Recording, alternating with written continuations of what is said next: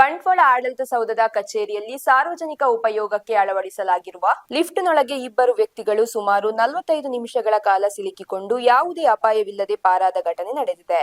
ಆಡಳಿತ ಸೌಧದ ಮೇಲಿನ 3 ಅಂತಸ್ತುಗಳಿಗೆ ತೆರಳಲು ಲಿಫ್ಟ್ ಅನ್ನು ಸಾರ್ವಜನಿಕರು ಬಳಸುತ್ತಿದ್ದು, ಇಂದು ಮಧ್ಯಾಹ್ನ ಸುಮಾರು 12:45 ರಿಂದ 1:30 ಕಚೇರಿಗೆ ಬಂದಿದ್ದ ಸಾರ್ವಜನಿಕರಿಬ್ಬರು ಲಿಫ್ಟ್ನೊಳಗೆ ಸಿಲುಕಿ ಹಾಕಿಕೊಂಡ ಘಟನೆ ನಡೆದಿದೆ.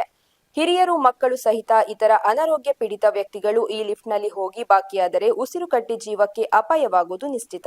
ಹಾಗಾಗಿ ಇಂತಹ ಲಿಫ್ಟ್ನ ಬಗ್ಗೆ ಇಲಾಖೆ ಎಚ್ಚೆತ್ತುಕೊಂಡು ಸಮಸ್ಯೆಯಾಗದಂತೆ ನೋಡಿಕೊಳ್ಳುವಂತೆ ಲಿಫ್ಟ್ನೊಳಗೆ ಬಂದಿಯಾಗಿದ್ದ ವ್ಯಕ್ತಿಗಳು ಮಾಧ್ಯಮಕ್ಕೆ ತಿಳಿಸಿದ್ದಾರೆ.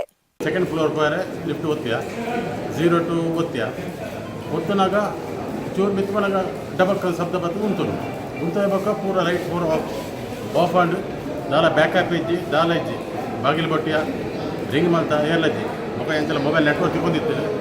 ನನ್ನ ಫ್ರೆಂಡಿಗೆ ಫೋನ್ ಮಾಡ್ತಾ ಪಂಡ್ರೆ ಬಂಡೆ ದಾಸರ ಪಂಡ್ಲೆ ಅಂತ ಅದ್ರ ಪಕ್ಕ ಅಕ್ಕಳು ಕೊಂಚ 30-40 ಗಂಟೆಗೆ ಉಲೇ ಇತ್ತ ಮುಖ ಇಂಚಲವು ಅದ್ರ ಪಕ್ಕ ಇಂಚಲ ಟೆಕ್ನಿಕಲ್ ಮಾತಾಡ ಒಂದು ಪಿದ ಬತ್ತ. Thanks god, good experience.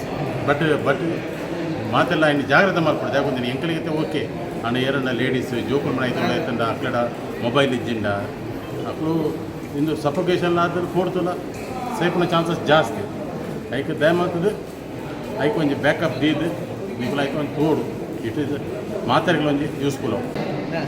Lift ಒಂದು ಸ್ಟಕ್ ಆದು 45 ಮಿನಿಟ್ ಬಂದ 3/4 ಗಂಟೆ ಮುಟ್ಟ ಲಿಫ್ಟೇ ಇತ್ತ ನಮ್ಮ ಪಕ್ಕ ಬಾಕಿದಾಗ ಪಬ್ಲಿಕ್ ದಕ್ಕಳು ಪಕ್ಕ ಆಫೀಸ್ ಸ್ಟಾಫ್ಗಳು ಮಾತ್ರ ಸೇರಿದು ನನ್ನ ಒಂದು ರೆಸ್ಕ್ಯೂ ಮಾಡ್ತೀರಿ ಓಪನ್ ಮಾಡ್ತಿದ್ವಿ.